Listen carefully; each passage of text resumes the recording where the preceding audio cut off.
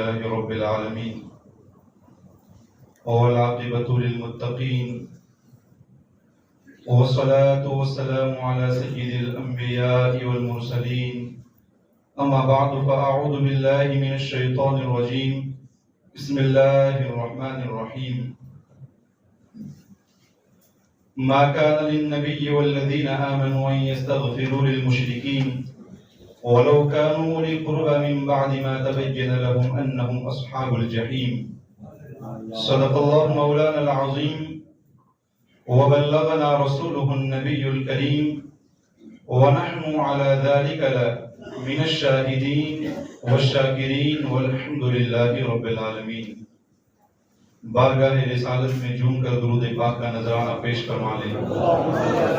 اللهم صل وسلم وبارك على سيدنا ومولانا محمد كما تحب وترضى بأن تصلي عليه صلاة وسلاما عليك يا سيدي يا رسول الله صلی اللہ تعالی علیہ وسلم. عزیز القدر بزرگوں، دوستوں، نوجوان ساتھیوں، عزیز بچوں، السلام علیکم ورحمۃ اللہ وبرکاتہ.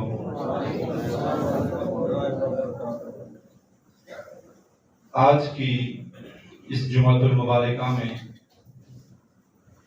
میرے موضوع کا جو انتخاب ہے وہ بڑا اہم ہے، اس لیے کہ اس وقت فضول باتوں سے زیادہ کرنٹ ایشوز پر اگر روشنی ڈالی جائے تو یہ عوام اہل سنت کے لیے بہت ہی بڑا فائدہ ہوگا.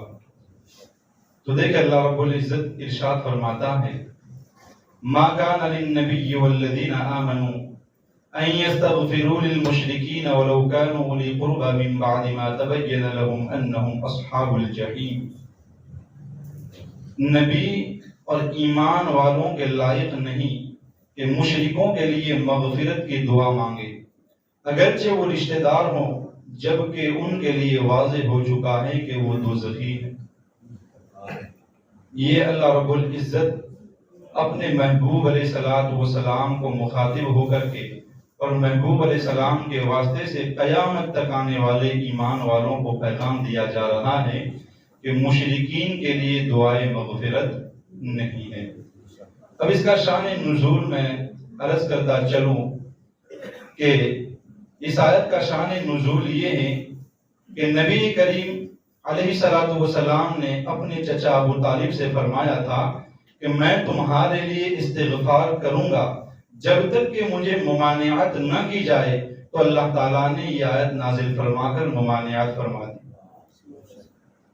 اب میں اس مقام پر ٹھہر کر کے آپ کے سامنے یہ بات عرض کروں کہ ہمارے نبی علیہ السلام کی پیدائش سے قبل آپ کے والد کا انتقال ہو گیا.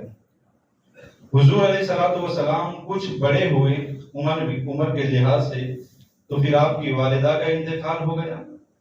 اس کے بعد آپ کی پرورش حضرت عبد المطلب نے فرمائی. پھر کچھ ہوشیار ہوئے، عمر کا تقاضا بڑھا، پھر آپ کے دادا کا انتقال ہو گیا. پھر اس کے بعد آپ کی پرورش آپ کے چچا جناب ابی طالب نے فرمائی. کس نے پرورش فرمائی؟ ابو طالب نے. یہاں تک کہ شادی بھی آپ ہی نے کی، تجارت کاروبار بھی آپ ہی نے سکھایا. جب مکہ کے کفاروں کا ظلم اور ستم بڑھ گیا تو ان کے ظلم کے بیچ میں جو بندہ آتا تھا وہ اس کا نام ابو طالب ہے. لیکن جب انتقال کا وقت آیا تو ہمارے نبی علیہ السلام نے فرمایا کہ اے چچا آپ کلمہ پڑھ لے تو میں بخشوا لوں گا.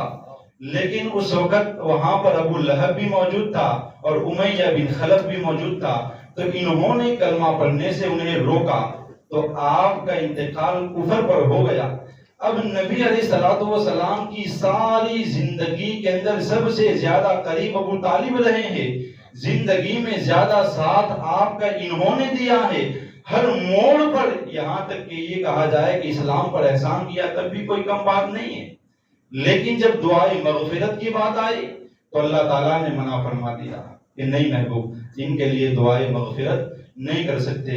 یہ بات میں تفسیر صراط الجنان فی تفسیر القرآن سے آپ کے سامنے پیش کر رہا ہوں۔ اب اسی کی بات کو اور زیادہ میں معتبر کرنے کے لیے صحیح بخاری کو میں آپ کے سامنے پیش کروں کہ یہاں پر انہوں نے بخاری شریف سے روایت کو نقل کیا ہے، تو وہ بھی میں آپ کے سامنے عرض کر دے رہا ہوں۔ اس کے بعد جب میں نتیجے پر پہنچوں گا تب آپ کے دل میں کوئی شک اور شبہ نہ رہ جائے کہ مولوی صاحب نے بس ایسے ہی ہوا میں بات کر دی۔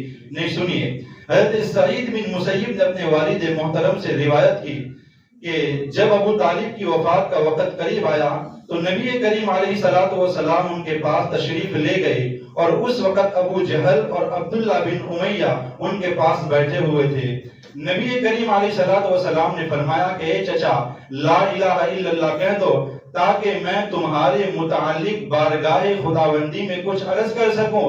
اس پر ابو جہل اور عبداللہ بن ابی امیہ کہنے لگے، اے ابو طالب، کیا آپ اپنے والد عبد المطلب کے راستے سے منہ موڑ لیں گے؟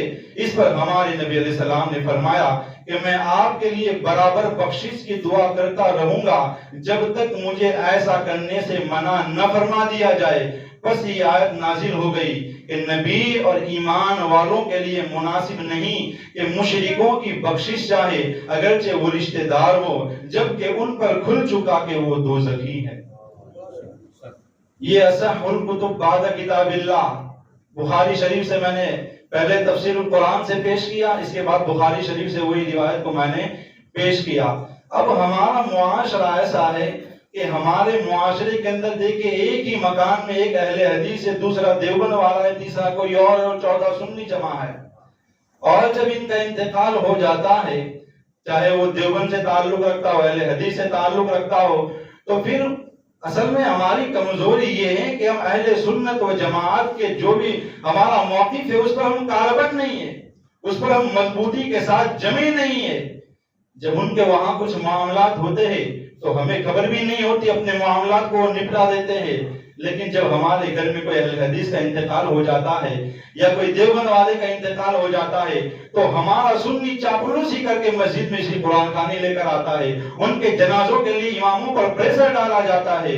اماموں پر پریشر ڈالنے والوں، سنو یہ اللہ کا کلام کیا فرماتا ہے، ما کان للمشرکین ان یامروا، کہ مشرکین کے لیے دعائے مغفرت کا حکم نہیں ہے۔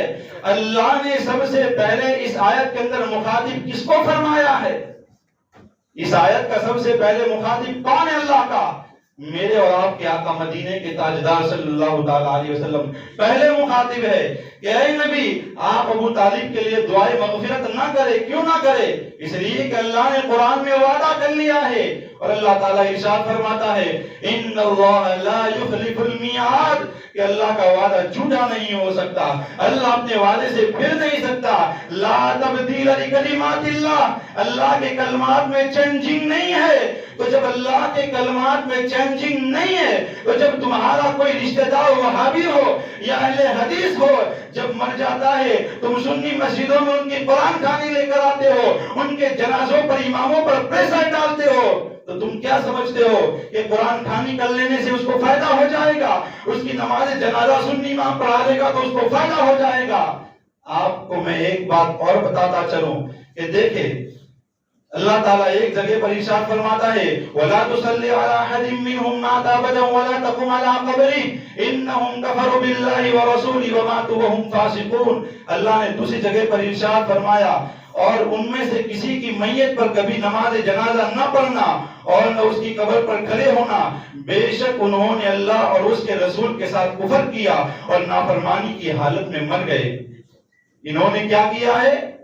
دیوبند والے ہو یا اہل حدیث ہو یا کوئی اور فرقے والے ہو، انہوں نے اللہ رسول کے ساتھ غداریاں کی ہے۔ اور آپ کہوں گے کہ کیسے غداریاں کی ہے؟ میرے پاس سارے دستاویزات موجود ہیں، ہمارے اسلاف کی کتابیں موجود ہیں، 1400 سال عقیدہ ہمارے پاس موجود ہے۔ اس کی بیس پر میں آپ کو یہ بیان سنا رہا ہوں اور یہ اللہ کا پیغام سنا رہا ہوں کہ جب یہ مر جائے تو نہ نماز جنازہ پڑھو نہ ان کے لیے دعائے مغفرت کرو، یہ اللہ کا قرآن کہہ رہا ہے۔ اگر کوئی ایسا کرتا ہے تو اس پر کیا حکم آئے گا؟ پھر میں فقہ کتابوں سے اس اس بات کو بھی واضح کرتا ہوں، لیکن دیکھتے چلے جائے۔ اللہ نے فرمایا کہ وَلَا تُصَلِّ عَلَىٰ أَحَدٍ مِّنْهُمْ مَاتَ أَبَدًا وَلَا تَقُمْ عَلَىٰ قَبْرِهِ، ان کی قبر پر کھڑے بھی نہ ہو، ان کا جنازہ بھی نہ پڑھو۔ اس کا شان نزول کیا ہے وہ میں آپ کے سامنے بیان کروں۔ اس آیت میں سرکار مدینہ صلی اللہ تعالیٰ علیہ وسلم کو منافقین کے جنازے کی نماز اور ان کے دفن میں شرکت سے منع فرمایا گیا، اور اس کا شان نزول یہ ہے کہ عبداللہ بن ابی بن سلول منافقوں کا سردار تھا۔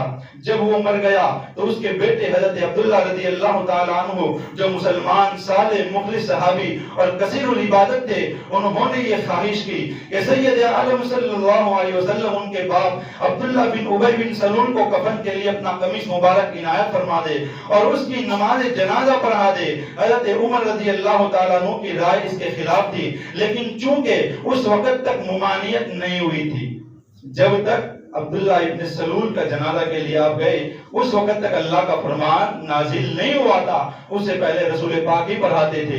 لیکن جب عبداللہ ابن ابی بن سلول کے جنازے کے لیے گئے تو دیکھیں اللہ تعالیٰ کا فرمان کیا گیا۔ حضور اکرم صلی اللہ علیہ وسلم کو معلوم تھا کہ آپ صلی اللہ علیہ وسلم کا یہ عمل بہت سے منافقین کے ایمان لانے کا باعث ہوگا۔ حضور صلی اللہ علیہ وسلم پہلے کیوں جاتے تھے؟ تاکہ حضور کا جانا اس لیے تھا کہ ہو سکتا ہے کہ جب حضور تشریف لے جائیں تو حضور کی تشریف آوری سے وہ صاحب ایمان ہو جائیں، اور لوگ اس حکمت کے تحت رسول پاک تشریف لے جاتے تھے۔ لیکن جس وقت عبداللہ ابن ابی کا انتقال ہو گیا، وہ مر گیا مردود، تو دیکھیں جب رسول پاک اس کے جنازے میں تشریف لے گئے تو اس لیے حضور علیہ السلام نے اپنی قمیص کی اس کو عنایت فرمائی، جس کو عبداللہ ابن ابی کو قمیص عنایت فرمائی اور جنازے میں شرکت بھی کی۔ قمیص دینے کی ایک وجہ یہ بھی تھی کہ نبی کریم صلی اللہ علیہ وسلم کے چچا حضرت عباس رضی اللہ تعالیٰ عنہ جو بدر کے اسیر ہو کر آئے تھے تو عبداللہ ابن ابی نے اپنا کرتا انہیں پہنایا تھا۔ حضور علیہ السلام کو اس کا بدلہ دینا بھی منظور تھا تاکہ میرے چچا پر احسان نہ ہو جائے۔ لیکن جس وقت عبداللہ ابن ابی بن سلول کا جنازہ پڑھا دیا تو سیدنا فاروق اعظم خلیفہ رسول صلی اللہ علیہ وسلم وہ بھی ساتھ تھے، تو فاروق اعظم نے عرض کیا کہ یا رسول اللہ یہ تو بڑا بدبخت تھا، منافقوں کا سردار تھا، آپ کے بارے میں آپ کے پیٹھ کے پیچھے بکواس کرتا تھا، آپ جنازہ پڑھاؤ گے یہ بخشا جائے گا۔ حضور نے فرمایا کہ فاروق صبر کرو، پہلے مجھے جنازہ پڑھا تو لینے دو۔ اللہ کے رسول علیہ السلام نے اس کا جنازہ پڑھا لیا۔ فاروق اعظم نے پھر آگے بڑھ کر پوچھا یا رسول اللہ کیا ہوا؟ تو حضور نے فرمایا کہ فاروق تجھے معلوم نہیں میں نے کیا پڑھا؟ اللہم اغفر لحینا ومیتنا وشاہدنا وغائبنا وصغیرنا وکبیرنا وذکرنا، اے اللہ جو میرے ہیں ان کو تو بخش دے۔ تو فاروق یہ میرا تھا ہی نہیں تو بخشا جائے گا ہی، یہ میرا تھا نہیں تو بخشا جائے گا نہیں۔ تو سنی حضرات، ان کے جنازوں میں شرکت کرنے والوں اور ان کے نام کی قرآن خوانیاں کرنے والوں، سنو یہ اللہ کا پیغام، ما کان لأحد، اللہ نے فرما دیا کوئی کا جنازہ نہ پڑھے اور ان کے لیے دعائے مغفرت بھی نہ کرے۔ اب اگر اللہ کا پیغام آنے کے بعد رسول نے کسی کی جنازہ نہ پڑھائی، اللہ کے رسول نے اپنے چچا جنہوں نے بچپن سے جوان کیا، شادی کر دی، کاروبار سکھایا، کافروں کے ظلم سے حفاظت فرمائی، لیکن وہ چچا ابو طالب کا جب انتقال ہو گیا تو کفر پر مر گئے، تو اللہ کے رسول نے جب ان کے لیے مغفرت کی دعا نہ کی، اب تم رسول پاک سے زیادہ رحم والے آئے ہو کہ آج ان کی قرآن خوانیاں لے کر کے مسجدوں میں آتے ہو، ان کے جنازوں کا اماموں پر پریشر ڈالتے ہو۔ اماموں پر پریشر ڈالنے والوں سنو اللہ کا کلام، تم مجھ سے نہیں ٹکراتے، تمہارا ٹکراؤ امام سے نہیں ہے، تمہارا ٹکراؤ اللہ کے کلام سے ہے، قرآن سے ہے، قرآن رشید سے ہے۔ جو اللہ کے کلام سے ٹکراتا ہے وہ پارا پارا ہو جاتا ہے، نہ اس کا ایمان بچتا ہے، نہ نکاح بچتا ہے، نہ بیعت بچتی ہے۔ اب دیکھیں میں آپ کو فقہ کتابوں سے یہ مسئلہ بھی صاف کرتا جاؤں، یہ فقہ حنفی کی مائے ناز کتاب حضرت مفتی صدر الشریعہ مفتی محمد امجد علی اعظمی رحمۃ اللہ تعالی علیہ اس کتاب کے اندر فرماتے کہ اگر کسی نے نماز جنازہ پڑھ لیا، ان کو کوئی کافر نہیں سمجھتا، دیوبند والوں کو، دارالقرآن والوں کو، نورانی والوں کو، اہل حدیثوں کو، ان کے لیے مسئلہ کیا ہے وہ بھی سنتے جائے۔ صدر الشریعہ فرماتے ہیں جو کسی کافر کے لیے اس کے مرنے کے بعد مغفرت کی دعا کرے یا کسی مردہ مرتد کو مرحوم یا مغفور کہے، اعلان کرتے ہو نا مسجدوں سے مرحوم فلاں مرحوم فلاں مرحوم فلاں، سنو یہ فقہ حنفی کی مائے ناز کتاب ہے کسی دیوبند والے میں جو اس کا انکار کر جائے، ہے کسی اہل حدیث میں کوئی اس کا انکار کر جائے، دیکھو یہ صدر شریعہ نے فتوا دیا ہے، کیا فرماتے؟ جو کسی کافر کے لیے اس کے مرنے کے بعد مغفرت کی دعا کرے یا کسی مردہ مرتد کو مرحوم یا مغفور کہے، کسی وہابی کو اہل حدیث کو مرحوم یا مغفور کہے، اس کے لیے فتوا کیا ہے؟ یا کسی مردہ ہندو کو بیکٹ باشی کہے، وہ خود کافر ہو جاتا ہے۔ وہ کیا ہو جاتا ہے؟ کافر ہو جاتا ہے۔ تم چلے تھے اس کے اصحار ثواب کی محفل کرنے کے لیے، تم چلے تھے نماز جنازہ پڑھ کر اس کی مغفرت کے لیے، تم تو اس کو فائدہ پہنچانے گئے تھے، نقصان تمہارا ہی ہو گیا۔ قرآن خوانی ہوتی کیوں ہے؟ تاکہ مرحوم کو ثواب پہنچے، اس کی روح کو سکون مل جائے۔ لیکن کس کی روح کو سکون ملتا ہے؟ جو اہل سنت و جماعت ہوتا ہے۔ اب آپ کہیں گے کہ یہ سارے کافر کیسے ہو گئے؟ تو میں آپ کو اس پر بھی مثال دیتا چلوں۔ یہ فتاوی رضویہ شریف میرے پاس سید اعلیٰ حضرت رحمہ اللہ کی موجود ہے، جلد نمبر 20 ہے۔ اس کے اندر ساری جلد کے اندر سید اعلیٰ حضرت رضی اللہ تعالیٰ عنہ نے ثابت کیا ہے کہ دیوبند ہو، اہل حدیث ہو، رافضی ہو، خارجی ہو، نیچری ہو، یہ سارے اسلام سے خارج ہے، اور ان کی نماز جنازہ پڑھنا اور ان کے لیے دعائے مغفرت کرنے والا خود کافر ہو جاتا ہے۔ آپ کہیں گے کافر کیسے ہو جاتا ہے؟ تو اللہ تعالیٰ نے قرآن میں فرمایا نا کہ ان کے لیے مغفرت کی دعا نہیں کرنی، ان کے جنازے نہیں پڑھنے، ان کی قبروں پر کھڑا نہیں ہونا۔ اللہ کا کلام کیا ہے؟ لا تبدیل لکلمات اللہ، اللہ کے کلام میں تبدیلی نہیں ہے۔ اللہ نے جو فرما دیا وہ بات فائنل ہو گئی۔ اب تبدیلی ہو سکتی ہے؟ بولو مسلمانوں، ہو سکتی ہے؟ نہیں ہو سکتی۔ اللہ نے جو فرما دیا وہ ہو گیا۔ اب اگر کوئی مرتد کا انتقال ہوا اور تم نے اس کے لیے دعائے مغفرت کی یا نماز جنازہ پڑھی، تو گویا تم اللہ کے سامنے کھڑے ہو کر اللہ کو جھوٹا ثابت کرنا چاہتے ہو۔ اللہ کے سامنے کھڑے ہو کر اللہ کو کیا کرنا چاہتے ہو؟ جھوٹا ثابت کرنا چاہتے ہو۔ تو تم چلے تھے اس کی مغفرت کے لیے، لیکن اس کی مغفرت تو نہ ہو سکی، تم ہی کافر ہو گئے، تم ہی اسلام سے نکل گئے۔ تو عزیزان گرامی، میری آپ سے ریکویسٹ اور التماس ہے کہ نماز جنازوں میں احتیاط کرو، ان کی قرآن خوانیوں میں اور ان کے لیے دعائے مغفرت کرنے میں احتیاط برتو، اس لیے کہ یہ کوئی معمولی مسئلہ نہیں ہے، بلکہ یہ مسئلہ تو ایسا ہے کہ جب تم ان کی جنازے میں شرکت کرتے ہو تو گویا کہ اللہ کے سامنے کھڑے ہو کر اللہ کو جھوٹا ثابت کرنا چاہتے ہو۔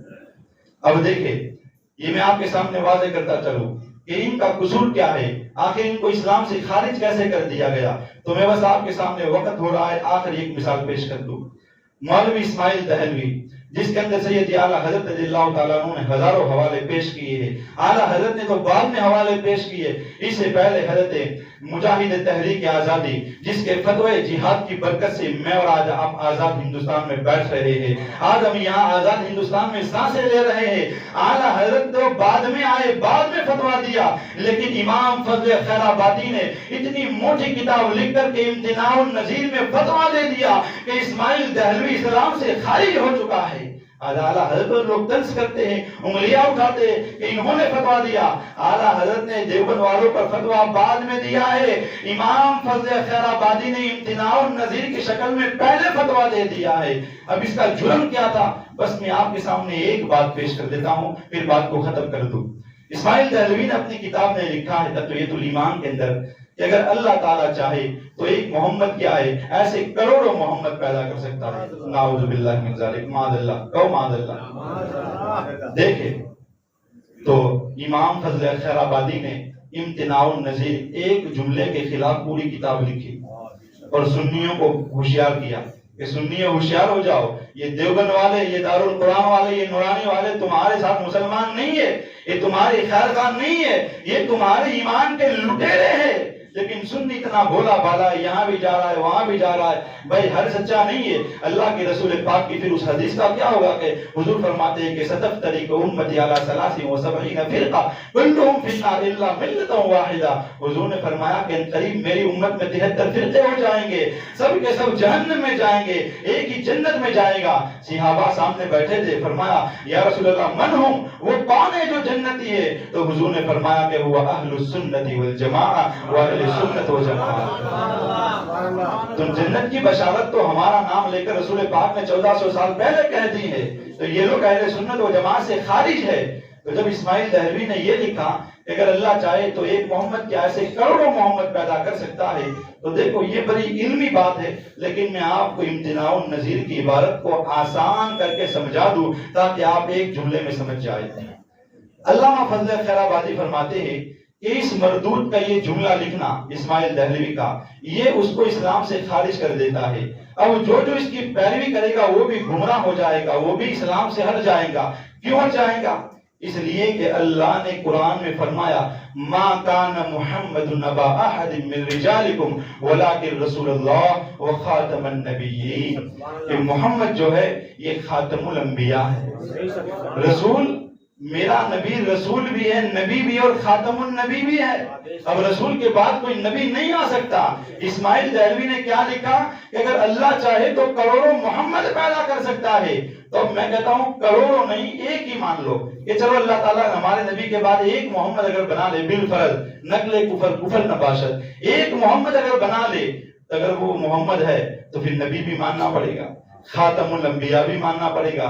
امام فضل خیر آبادی کہتے ہیں کہ خاتم الانبیاء دو نہیں ہو سکتے، ایک ہی ہو سکتا ہے۔ خاتم الانبیاء دو نہیں، ایک ہی ہو سکتا ہے۔ تو اسماعیل دہلوی کی اس کفریہ عبارت سے اللہ کے کلام پر جھوٹ ثابت ہو رہا ہے، رسول کے فرمان جھوٹے ثابت ہو رہے ہیں۔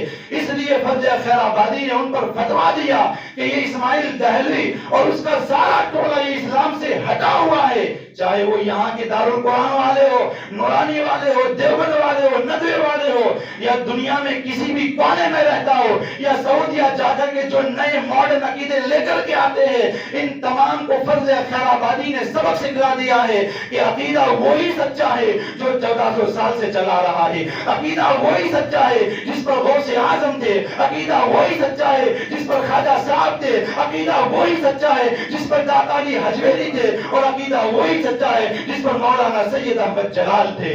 وہی عقیدہ سچا ہے۔